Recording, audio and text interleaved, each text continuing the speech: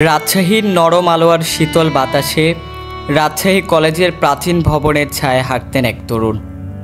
ইশতিয়াক আহমেদ এই কলেজেরই বাংলা বিভাগের ছাত্র হলেও তার সবচেয়ে বড় পরিচয় ছিল একজন শৌখিন ফটোগ্রাফার হিসেবে।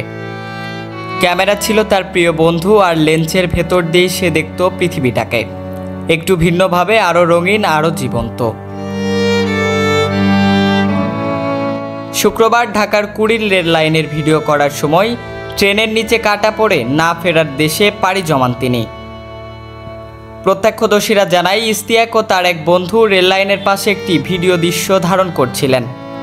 হঠাৎ এক দ্রুতগামী ট্রেন চলে এলে ইশতিয়াক সময়মতো সরতে না পেরে দুর্ঘটনার শিকার হন। ঢাকা রেলওয়ে থানা ঘটনাস্থল থেকে তার মোবাইল ও ব্যাগ উদ্ধার করেছে। পুলিশ জানিয়েছে তারা ঘটনার তদন্ত করছে এবং তরুণদের এ ধরনের ঝুঁকিপূর্ণ কাজে না জড়াতে আহ্বান জানিয়েছেন।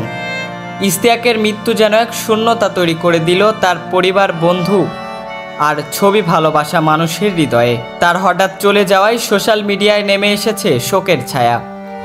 অনেকেই লিখছেন, যার চোখ দিয়ে আমরা পৃথিবীটাকে নতুন করে দেখতে শিখেছিলাম, সেই চোখ আজ চিরতরে নিঃশব্দ হয়ে গেল। একটি ছবি তুলতে গিয়ে হারিয়ে গেল এক ছবি তোলা প্রাণ। সে ছিল আলোর পেছনে ছুটে চলা এক শিল্পী, আর আজ সেই আলোয় হারিয়ে গেল সে নিজেই। আশরাফুল অন্তর, ধূমকেতু নিউজ, রাজশাহী।